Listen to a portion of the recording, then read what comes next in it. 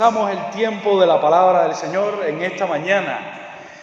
Nos toca estudiar los versículos del 13 al 17 de Mateo capítulo 3.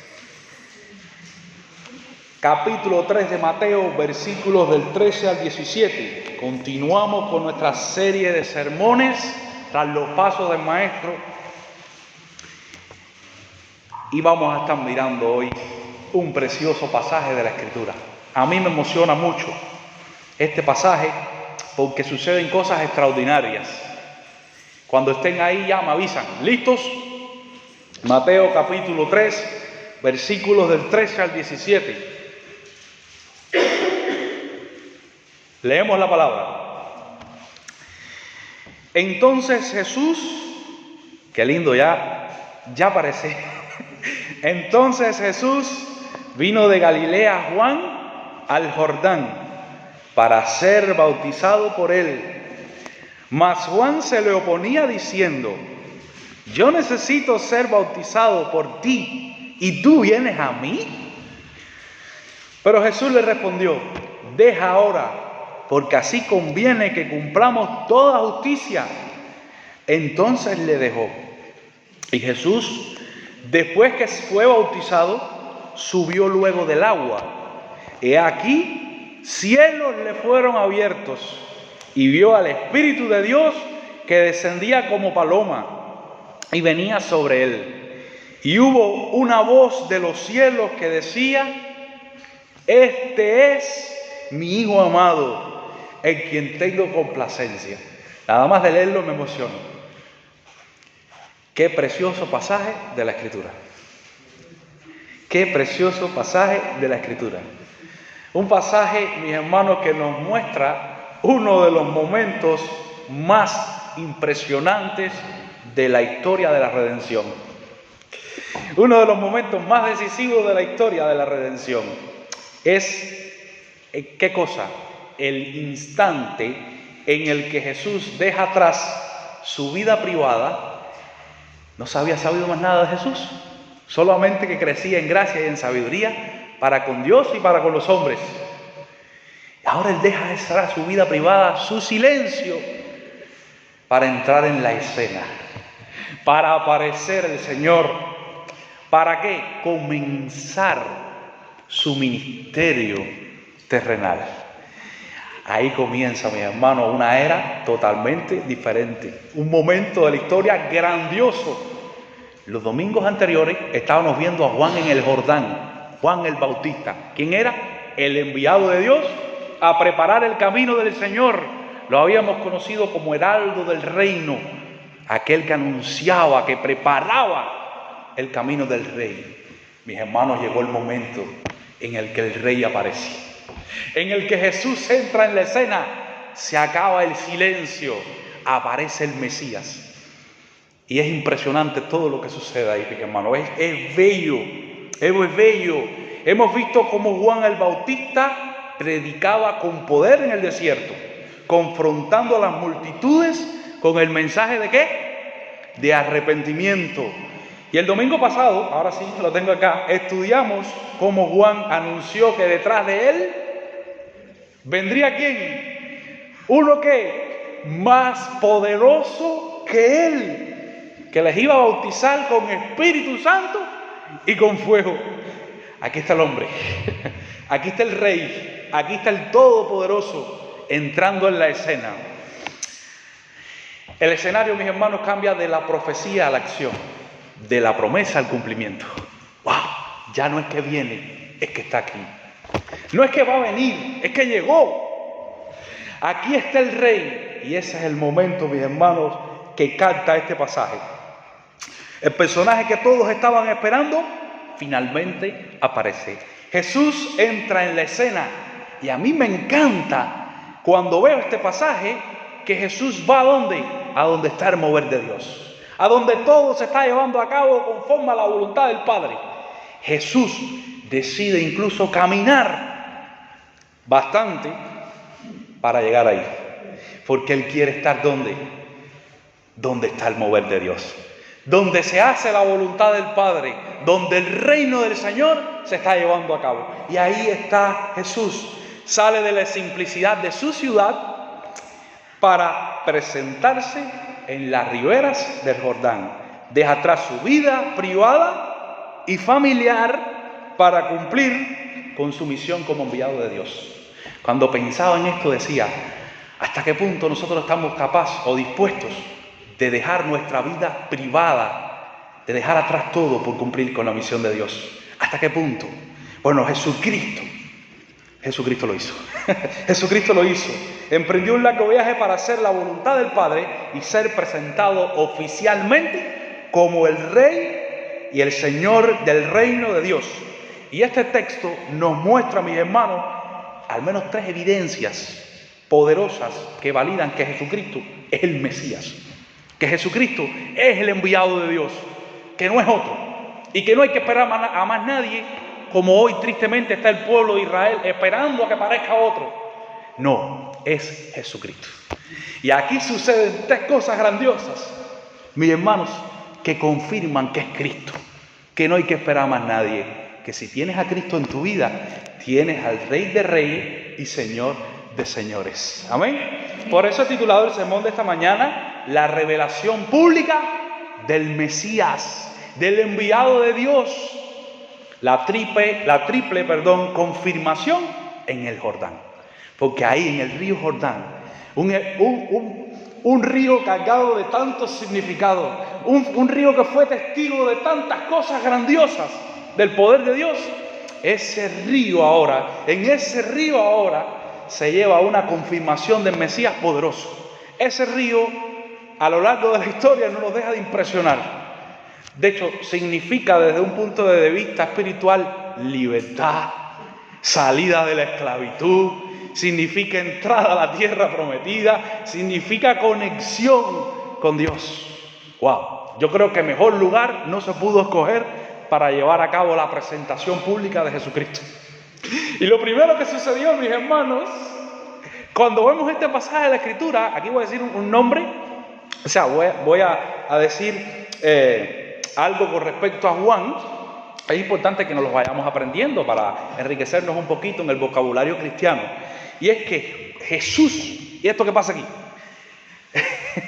Jesús, vamos a... Sonia, tienes que editar aquí. Pause. Sí. Lo primero que sucede, mis hermanos, que confirma que Jesucristo es el Mesías, que Jesús es el enviado de Dios, es el reconocimiento, o que es reconocido por, escucha este nombre, el precursor del reino. Vamos a aprendernos esa palabra. Una de las palabras o uno de los nombres que se le da a Juan el Bautista es el de precursor. El de precursor. ¿Qué significa precursor? Esto es una palabra clave dentro de la teología cristiana porque significa corredor, el que va por delante o el que prepara el camino del Señor.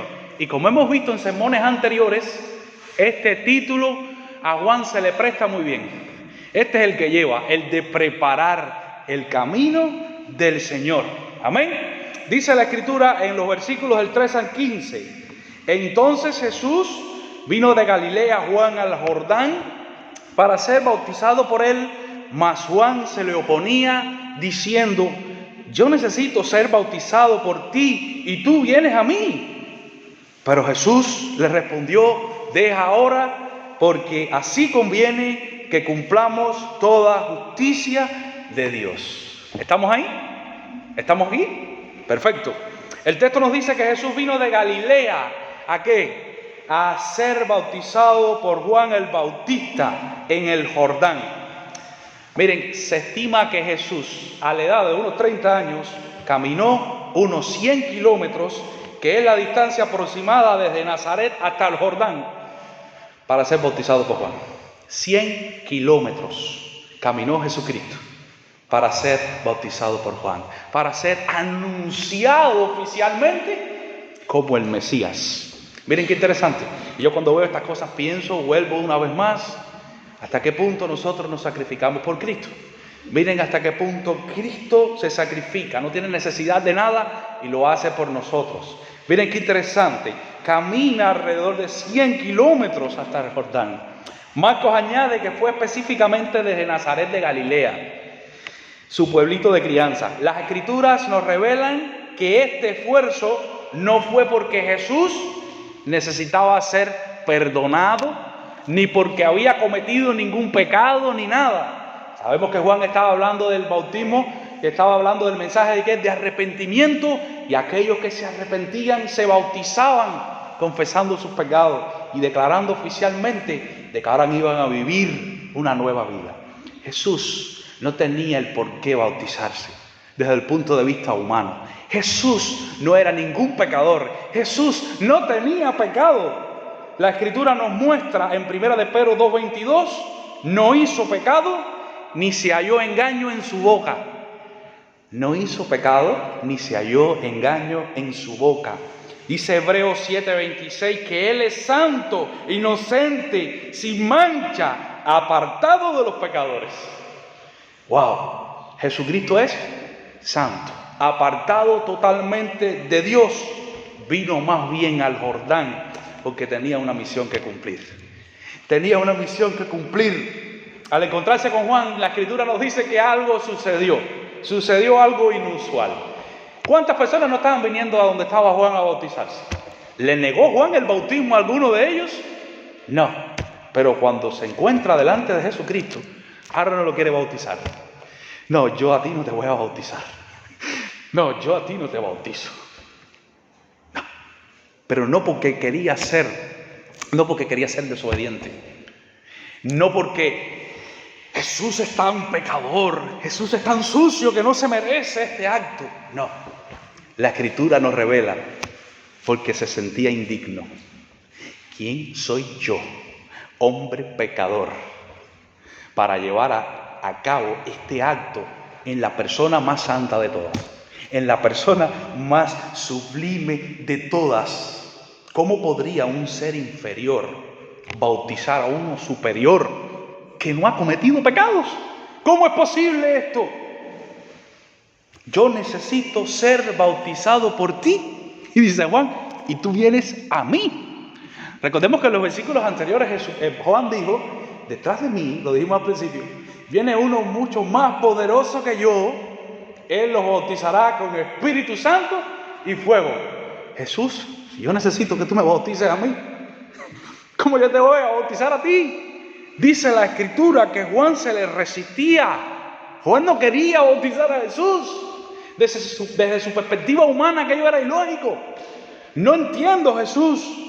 Pero también contemplamos algo precioso: la humildad de Jesucristo, su deseo de hacer la voluntad de Dios. ¿Hasta qué punto Jesús estuvo dispuesto a humillarse por nosotros? Dice la Escritura que fue contado con los pecadores.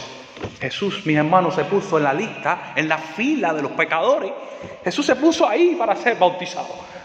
Jesús se puso ahí para ser bautizado. Y Juan reconoce que quien necesitaba el bautizo de verdad era Él.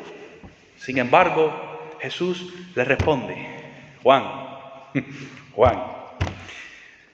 vamos a hacerlo, porque así conviene que cumplamos toda justicia de Dios. Wow, ¿por qué se estaba bautizando Jesús? ¿Por qué? Para cumplir la justicia de Dios, para obedecer al Señor por ti y por mí. El justo, mis hermanos, muriendo por los injustos. Cristo cumpliendo por ti y por mí. Con estas palabras Jesús no solo queda identificado por Juan, sino que nos muestra su deseo de obedecer al Padre. Por mucho que tú y yo nos esforcemos, nunca vamos a poder, mis hermanos, obedecer en todo a Dios. Nunca. Pero Cristo vino para cumplir toda la justicia de Dios, a cumplir toda la ley por ti y por mí. Como conozco personas que dicen: es que yo no puedo ser cristiano, yo no puedo ser hijo de Dios, o no puedo ser creyente, porque ahí hay una pila de mandamientos que yo nunca los voy. Eso no los cumple nadie, te dice la gente. Eso no lo puede cumplir nadie. Y estás diciendo una verdad. Lo que el enemigo los está engañando. No le cumple nadie desde el punto de vista de nosotros, los seres humanos. pero hay alguien que sí lo cumple. Jesucristo, hombre. Jesucristo cumple la ley por ti. Jesucristo cumple la voluntad de Dios. Hace la voluntad de Dios por ti y por mí. El santo de los santos, como decía, se pone en la fila de los pecadores para cumplir la ley de Dios. Yo vengo a hacer todo lo que es justo delante del Señor. Yo vengo a cumplir con toda la ley de Dios. Yo vengo, Juan, también a validar tu ministerio.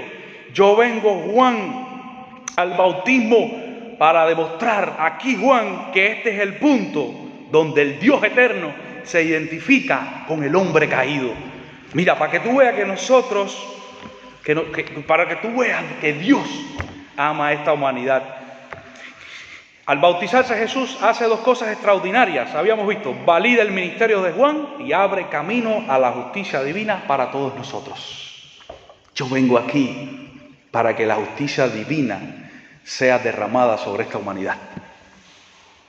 La Escritura nos dice en 2 Corintios 5:21, al que no conoció pecado, por nosotros lo hizo pecado, para que nosotros fuésemos hechos justicias de Dios en él. ¡Wow!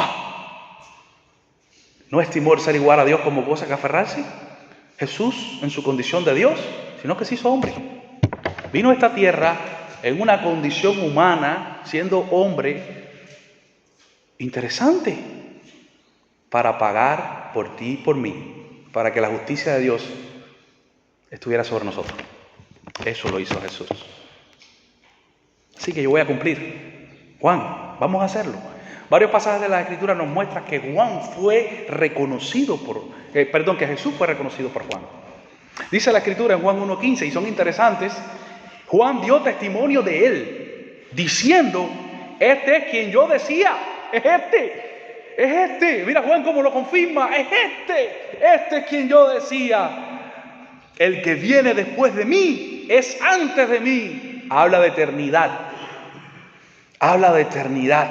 Él es el Dios eterno, porque era primero que yo. Esto es tremendo. Juan lo identifica. En Juan 1:29 dice, al siguiente día vio Juan a Jesús que venía a él y dijo, he aquí, ¿quién? Lo hemos dicho ya, el Cordero de Dios que quita el pecado del mundo. Y en Juan 1 del 31 al 34 dice, y yo no le conocía, mas para que fuese manifestado a Israel, por esto vine yo bautizando con agua. Y yo le vi y he dado testimonio de que este es el Hijo de Dios. Es interesante porque Juan dice, y yo no le conocía. Hay dos posiciones con respecto a esto. Una, o Juan no lo vio más durante su niñez y su adultez, y no sabía quién era exactamente, y aparece Jesús en el Jordán, y entonces Dios se lo muestra, o como pariente de Jesús sí lo conoció, sí lo vio, pero dice, yo en realidad no sabía quién era él. Hasta que vi esto. Hasta que vi lo que sucedió. Es como Job, de oídas te había oído, pero ahora mis ojos te ven. Sea lo que sea, mis hermanos, vemos a Juan diciendo, para esto vine yo. Para preparar a la gente con el bautismo en agua. ¿Para qué? Para cuando Él apareciera. Él es este, no es otro. Y yo le vi y he dado testimonio de que este es el Hijo de Dios. Amén.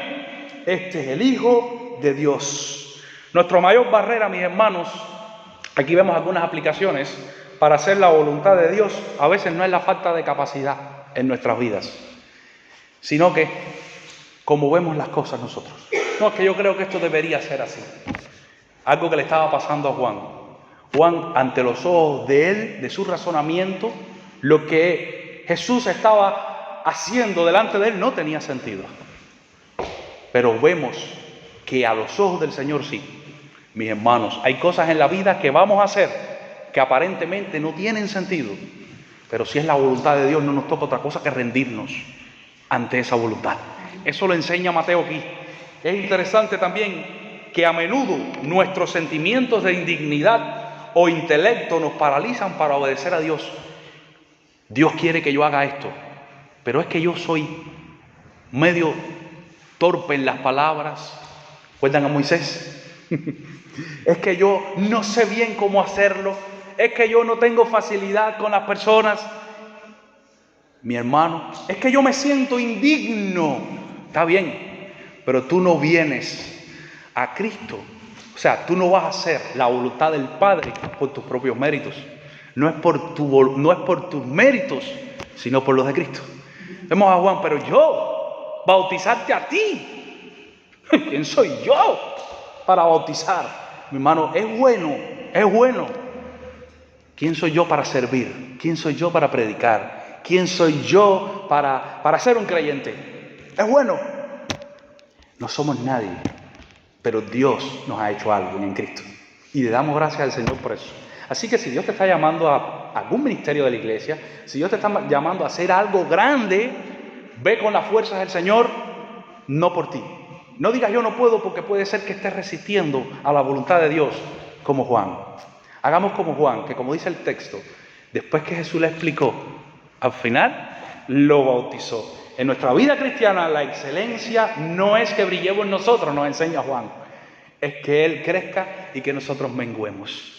Por lo tanto, si un día estamos en algún ministerio, o para los que estamos en el ministerio, recordemos esto. Estamos aquí, ¿para qué? Para que Él crezca y nosotros menguemos. Lo segundo que el texto nos dice, que es precioso, es que Jesús fue ungido por el Espíritu Santo. Pues tremendo. ¿Cómo sabemos que fue Jesús el Mesías? Que es Jesús el enviado de Dios, que es Jesús el Salvador de esta humanidad y no es Mahoma. ¿Cómo lo sabemos? Bueno, en primer lugar, porque fue reconocido por el precursor, por el heraldo del reino, por el enviado de Dios a preparar su camino. Él dijo, es Él, y yo soy indigno de estar delante de Él, y viene a mí para que yo lo bautice. ¿Quién soy yo? Pero Él te dice, tranquilo, yo vengo a darte a ti el lugar delante de Dios, que el pecado te quitó. Pero en segundo lugar, como vemos aquí, ¿qué hace?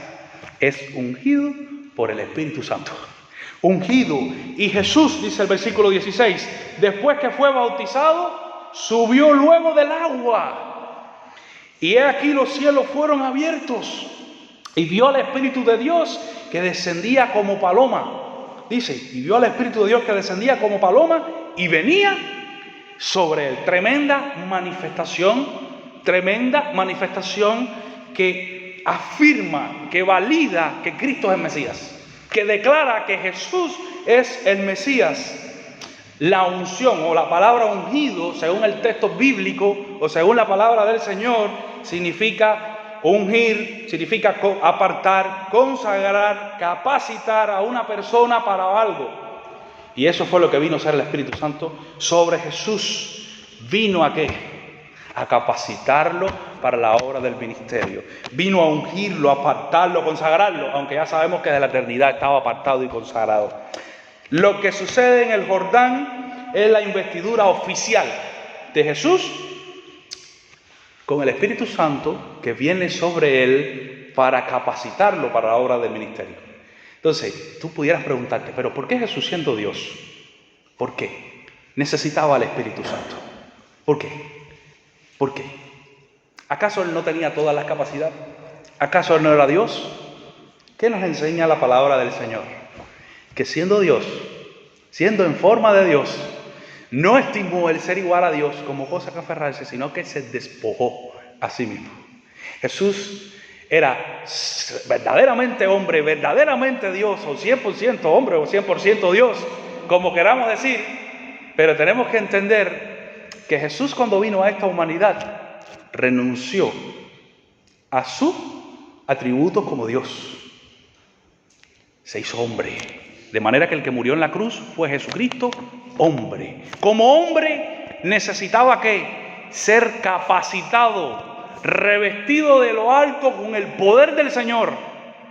Y ese revestimiento vino a través del Espíritu Santo. Ya Jesús iba a comenzar su ministerio.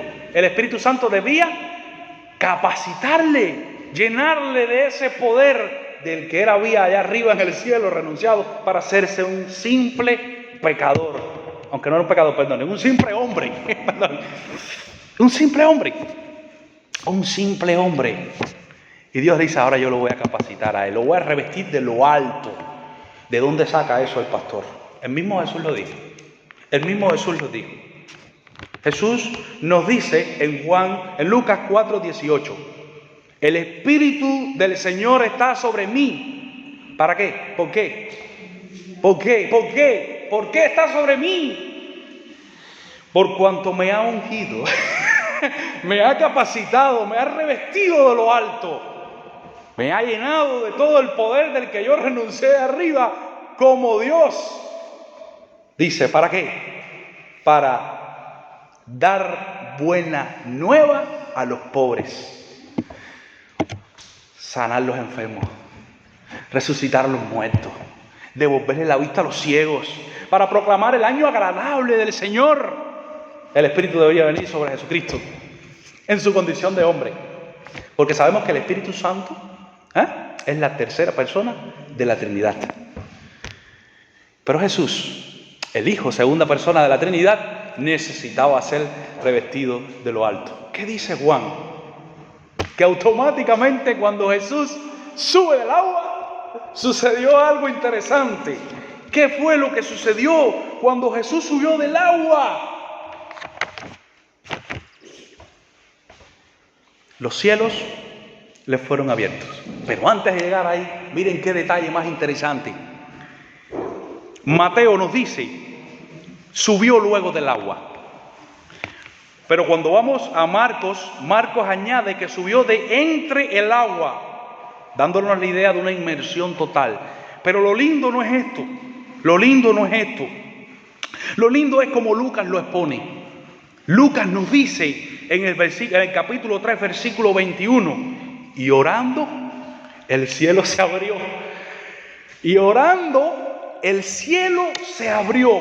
Vete a Lucas 3, 21 para que tú veas que cuando Jesús estaba siendo bautizado, hay un elemento, hay un detalle también que Lucas expone que no dice Mateo. Es que no solamente cuando fue bautizado automáticamente que sube del agua el cielo se abre. Lucas le añade que cuando Jesús es bautizado y orando, el cielo se abrió. Qué detalle tan interesante. ¿Lo encontraron? Y orando, el cielo se abrió. Esto es un detalle interesante, mis hermanos, porque es un modelo de vida espiritual. Y aquí vamos para el culto de oración de los miércoles. Tremendo. Vemos cómo la obediencia, porque se estaba bautizando para cumplir con toda la justicia de Dios, con los mandamientos de Dios, con la ley del Señor, identificándose con el pueblo. Pero vemos ahora también que la obediencia acompañada de ¿qué? De la oración. ¿Qué pasó con la obediencia acompañada de la oración? ¿Qué pasó? Activa el poder de Dios, la manifestación divina sobre los hijos de Dios. Nosotros queremos que el cielo se nos abra, que Dios bendiga. Sin obediencia, estando en pecado o haciendo cosas que a Él no le agradan, y sin oración. Esto es fuerte. Pero si queremos que el cielo se abra, que el problema se solucione, que la bendición de Dios caiga sobre nuestras vidas, hay dos cosas que tú y yo tenemos que hacer, y Jesús lo enseña. Orando, el cielo se abrió. Eso lo podemos decir así: obedeciendo y orando, el cielo se abrió. Obedeciendo y orando, el cielo se abre para ti y para mí. Mira que con eso no hay que ponerle más nada, ponle algo más. Tú solamente ora y obedece. El cielo se abre. Mi hermano, si Jesucristo lo hizo, como nosotros no lo vamos a hacer. Él que es Dios Todopoderoso. Los cielos se abrieron. Miren, es que yo no puedo estudiar esto porque me emociono mucho. Ya no puedo estudiarlo. ¿Dónde estaba Jesucristo? ¿Dónde estaba Jesucristo? En el Jordán. ¿Dónde estaba Jesucristo? En el Jordán, en el río. Estaba siendo bautizado por Juan. ¿Qué pasó en el Antiguo Testamento? Vamos al Antiguo Testamento otra vez. Ese río es lo máximo. Tengo que ir allá a verlo un día. Hermanos, la Escritura nos dice en el Antiguo Testamento que ese fue el río que abrió Dios cuando Josué marchaba con el pueblo de Israel y salía del desierto, de la esclavitud, del éxodo, para entrar en la tierra prometida, para entrar en la conquista. Dice la Escritura que cuando los levitas se pararon delante de ese río, esto está precioso, con el arca de la alianza. Mire, yo veo a Cristo en todos lados. Yo no sé si tú puedes contemplarlo. En todos lados la Escritura está. Cuando se para adelante con el arca de la alianza, dice la Escritura que sus pies no se mojaron, salieron secos. Pero cuando ellos entran, ¡prá!, con el arca de la alianza, que fue lo que Dios le dijo a Josué, a Moisés también se lo dijo, pero de otra manera, párate. Allá le dijo, extiende tu vara y se abre. ¡Wow! Aquí le dice, dale marcha con los levitas, dale con el sacerdote, con el sumo sacerdote, carguen el arca de la alianza, que era, como habíamos visto en otros sermones anteriores, una especie de baúl enchapado en oro, que tenía ángeles, que tenía dentro la vara de Moisés, tenía de maná del cielo, tenía las tablas de la ley, y significaba la presencia de Dios. Diciendo, marcha adelante, vayan con fe, que nada más que pongan ahí los pies ahí, el río se va a abrir. Y ustedes van a salir del desierto, y ustedes van a entrar en la tierra prometida. Y así pasó. Cuando los israelitas pusieron sus pies en el agua, el río se abrió. Los israelitas pasaron secos. Y Josué cruzó con el pueblo de Dios. Y aquí es donde viene la cosa. Mis hermanos, ahora está Jesucristo en el Jordán. El Jordán no se abre. No, pero se abre el cielo. Ustedes están contemplando esto. Jesucristo se para adelante, se para ahí, se bautiza y el cielo se abre. Allá se abrió el mar, el río y el mar también. Y aquí se abre el cielo. La conexión con Dios, la entrada a la nueva era, a las promesas de Dios cumplidas, a la entrada de la gracia, el arca del pacto, la presencia de Dios. Señal del pacto. Jesucristo mismo, ¿qué cosa es? En Cristo, el nuevo pacto.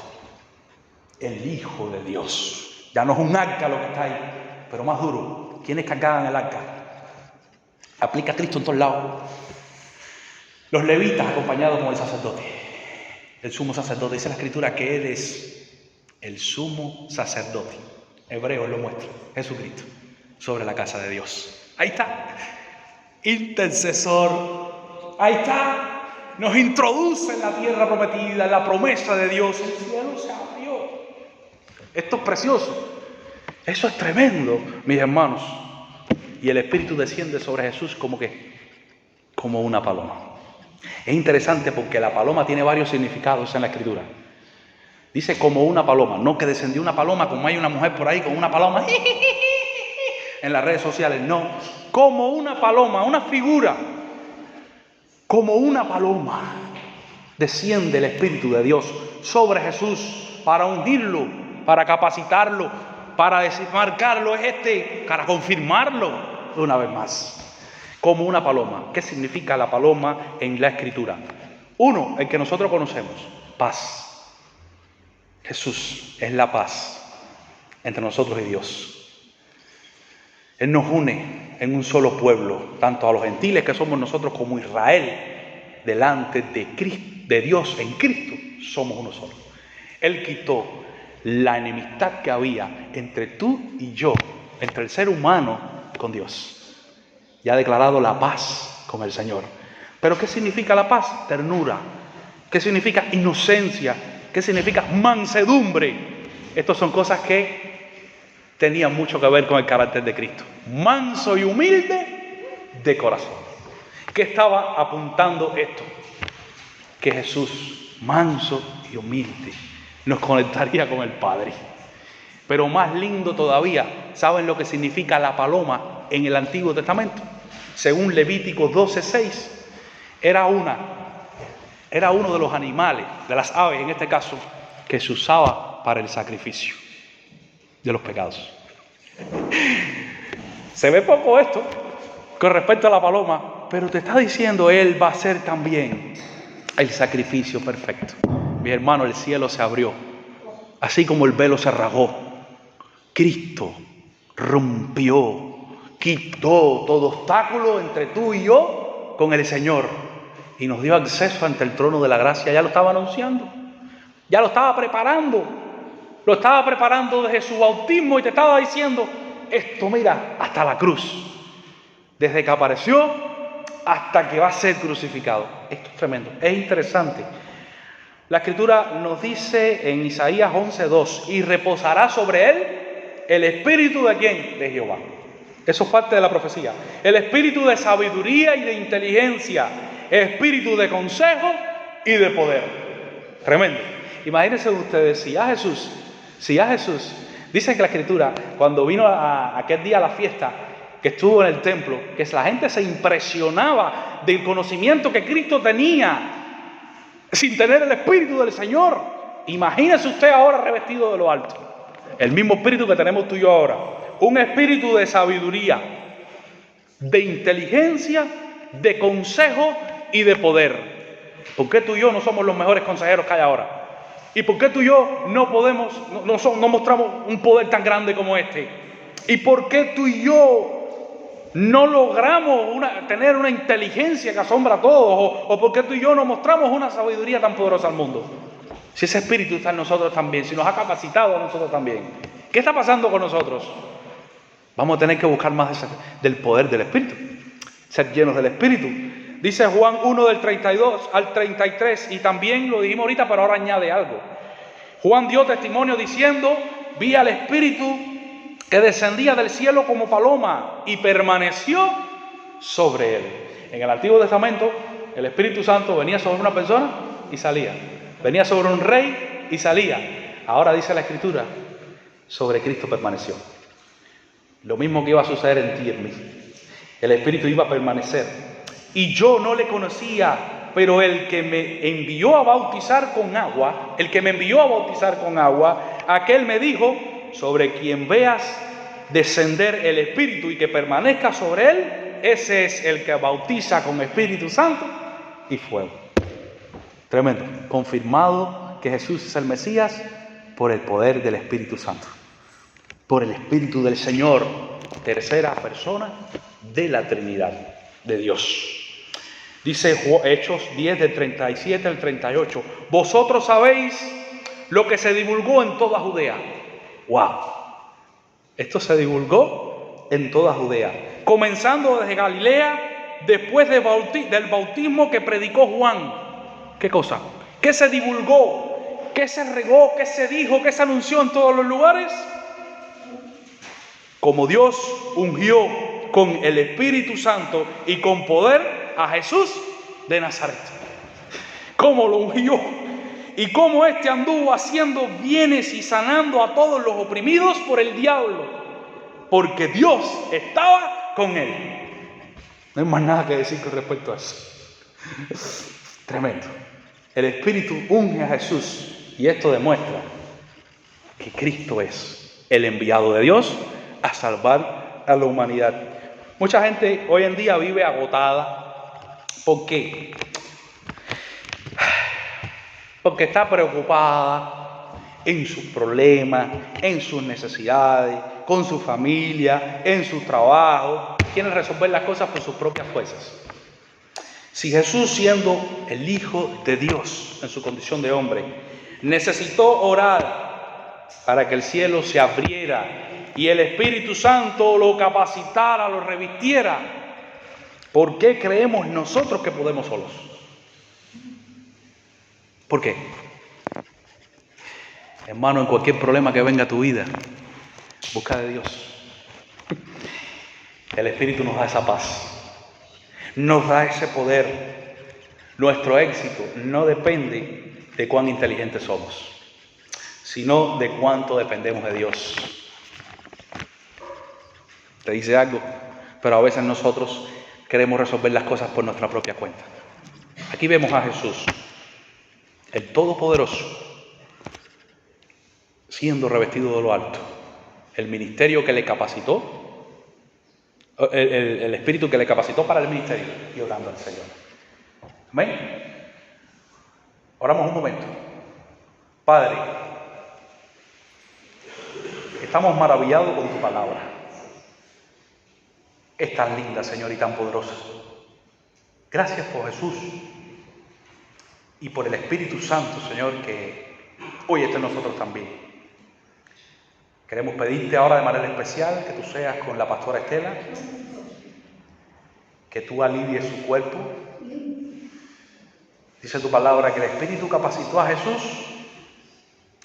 para sanar, para hacer tantos milagros, para curar.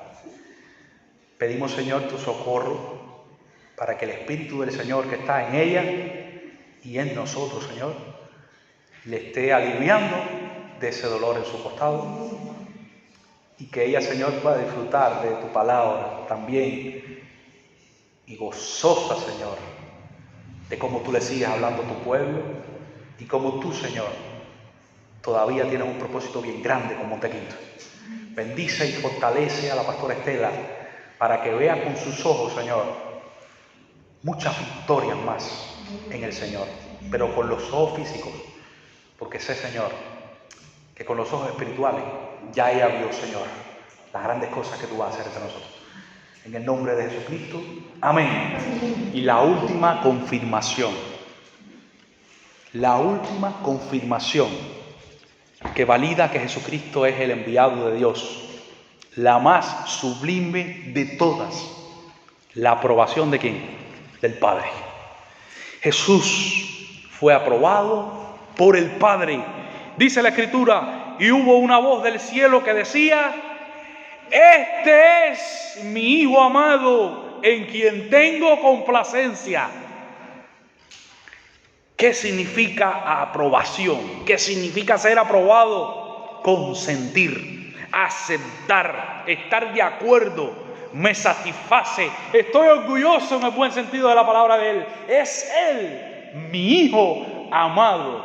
Yo me complazco en Él. Él me agrada en todo. Él hace mi voluntad. Él es perfecto. Él es santo. Las palabras que todos esperamos escuchar alguna que otra vez de nuestros padres. Estoy orgulloso de ti, hijo. Qué bien me siento. Ha sido una bendición para mi vida, pero llevada al máximo nivel de la expresión, porque quien está hablando aquí, la voz que se abre del cielo no es una voz cualquiera, es la voz más potente de todas. La Escritura dice que su voz es como un trueno y a la misma vez es la más amorosa de todas. Este es mi Hijo amado, en quien tengo complacencia. Ahí vemos tres cosas. ¿Qué cosa? La Trinidad de Dios. No, porque la Trinidad no existe. Ahí está vigente. La estamos viendo. El Espíritu está descendiendo sobre Jesucristo. Esto se enseña en las clases de teología. El Espíritu lo estamos viendo, lo está revistiendo, lo está capacitando desde su perspectiva humana a Jesús hombre para la obra del ministerio. El Hijo se está bautizando en el Jordán. Jesús se está bautizando en el Jordán. Y a la misma vez se abre el cielo y el Dios Todopoderoso, el Padre Eterno, dice: este es mi Hijo amado. Y si la Escritura nos dice que es el Espíritu Santo es Dios, y la Escritura nos dice después que Jesús es Dios, y la Escritura después nos dice que el Padre es Dios, no nos queda más nada que decir que Dios es una unidad potencial. Dios es uno.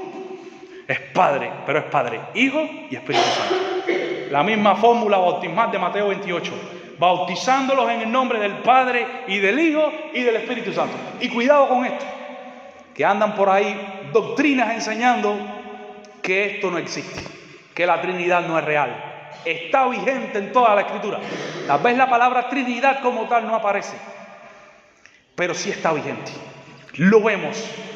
Jesucristo es Dios, el Espíritu es Dios y el Padre es Dios. Y ahora la voz más potente de todas, aquella que cuando habla el mundo calla. Dice la Escritura: Jehová está en su santo templo, calle delante de él toda la tierra. Y ahora el Dios creador del universo, el que hizo los cielos y la tierra, dice: es Él, el Mesías. Es Él, mi Hijo, es Él, el enviado. No hay otro, no es Buda, no es Mahoma, no es el presidente no sé quién, no es aquel, es Jesucristo el Salvador. No es la Virgen María, no es San Lázaro, no es Judas, no, es Jesucristo. Este es mi Hijo amado, en Él tengo complacencia. Y la Escritura nos dice que no hay otro nombre dado a los hombres bajo este cielo y en esta tierra en el cual podamos ser salvos, sino en el nombre de Jesús. No hay otro. Jesucristo, hombre. Gloria al Señor. La voz más sublime de todas. Este es mi Hijo amado. Dice Salmo 2, del 6 al 12. Las palabras que Dios está diciendo ahí, que después las dice más adelante en el monte de la transfiguración, y que después las dice varias veces, porque lo confirma, no lo dice una vez, lo dice varias veces. Cuando tú en una clase el profesor te repite las cosas muchas veces, y muchas veces se repite una cosa, es porque quiere que tú fijes eso. Eso posiblemente es lo que vaya a la prueba final. Pues vemos a Dios repitiendo muchas veces, es este mi Hijo amado, y después dice, a Él oigan, escúchenlo a Él, es a Él es el que tienen que escuchar. Vemos a Dios citando, cuando dice estas palabras, el Salmo 2 del 6 al 12, pero yo he puesto mi rey sobre Sión. La gente estaba esperando al rey, aquí está, al reino de los cielos, ya llegó. Mi santo monte, yo publicaré el decreto. Jehová me ha dicho, mi hijo, ¿qué dice? Eres tú, yo te engendré hoy, pídame y te daré por herencia a las naciones y como posesión tuya a los confines de la tierra. Los quebrantarás con vara de hierro, con vasija de alfarero los desmenuzarás.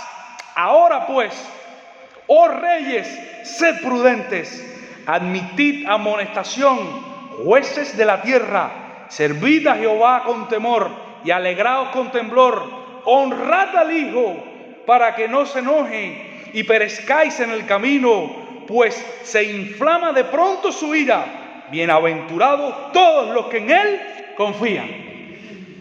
Más nada que decir. Jesús es el Hijo de Dios. ¿Te queda alguna duda? No la hay. No la hay. Y por si fuera poco, Mateo 17:5, mientras Él aún hablaba, para rectificarte lo de la transfiguración, que sucede después, ya lo veremos, mientras Él aún hablaba, una nube de luz los cubrió, y aquí una voz de la nube que decía, este es mi Hijo amado, a Él oíd. Juan 12:28, Padre, glorifica tu nombre. Entonces, ese era Jesús orando, entonces vino una voz del cielo, lo he glorificado y lo glorificaré otra vez. Dice Efesios 1 del 3 al 6, bendito sea el Dios y Padre de nuestro Señor Jesucristo, según nos escogió en Él antes de la fundación del mundo, para que fuésemos adoptados, predestinados, habiéndonos predestinado para ser adoptados hijos suyos por medio de Jesucristo, con la cual nos hizo aceptos en el amado. ¿Sabes lo que estaba sucediendo ahí? Que Dios te estaba aceptando a ti también y a mí en Cristo. Cuando Él dijo, es este con el que yo me complazco, y ese mismo muere por ti, ese mismo te está declarando delante de Dios. Justo, amado, aquel que complace al Señor. ¡Wow! Yo me quedo impresionado porque una de las crisis más profundas del ser humano es el hambre insaciable de ser aprobado por todos. La gente quiere ser aprobada, queremos caer bien en todos los lugares, que nos reconozcan, y esto tristemente muchas veces se debe producto a la caída del hombre. El hombre, de hecho parte de la caída del hombre, el hombre tenía una relación perfecta con Dios. Cuando el hombre peca, el hombre es expulsado, es separado. Desde entonces, el hombre decepcionó a Dios, el hombre le falló a Dios. Desde entonces el ser humano quiere caerle bien a todo el mundo, quiere sentirse aceptado. Mi hermano, pero tristemente todo eso por gusto. El vacío nunca se llena. ¿Hasta que no nos encontramos con Cristo? Jesús vino al Jordán para decirte que tu búsqueda ha terminado. No busques más. No busques más. En Cristo el Padre rompe el silencio y te otorga la aprobación divina. En Cristo. ¿Tú quieres ser aprobado por Dios? Acepta a Cristo en tu corazón. Si ya lo tienes, eres aprobado por Dios. No nos queda otra cosa que obedecerle. Y como dice el texto, orar, buscarle de todo corazón. Qué triste es ver hoy en día personas que se quitan la vida porque no están conformes, porque otros no los aceptan. Si supieran cuánto amor nos ha dado el Padre para que seamos llamados hijos de Dios, cuán valerosos somos ante los ojos del Señor. Dios nos envió a Cristo para reconciliarnos consigo mismo, para que tú y yo ahora podamos ser aceptos en el amado. Dios te acepta como eres, pero hay cosas, o sea, desde el punto de vista, eres un pecador, Él te acepta en Cristo, pero hay cosas que hay que dejar de hacer. Aunque en estos días escuché un sermón que está mejor. Dios no te acepta como eres, te acepta a pesar de lo que eres. Rectifico ahí. Dios te acepta a pesar de lo que tú eres en Cristo, por Cristo. Así que nosotros no podemos hacer nada por nuestros propios méritos con lo cual podamos ser aceptados delante de Dios. Somos aceptados en Cristo y lo que hacemos es porque ya Él nos aceptó. Y le damos gracias al Señor por Jesús. Tú significas mucho para Dios.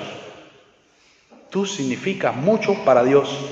Cuando el enemigo venga a tu vida a intentar decir que tú no eres nadie, cuando tu esposo venga o tu esposa, yo no sé, venga a decir que tú no eres nadie, o alguien venga a decir que tú no sirves para nada, o tu mente te diga, no sirve para nada, y yo soy valioso entre los ojos de Dios. Yo soy valioso entre los ojos de Dios. Termino. C'est fini. El bautismo de Jesús no fue un rito cualquiera. En el bautismo hubo una proclamación oficial. El precursor, Juan, aquel que lo iba a anunciar, lo reconoció. El Espíritu lo ungió, lo capacitó, lo revistió. Fue un acontecimiento público para que todos lo vieran. Y el Padre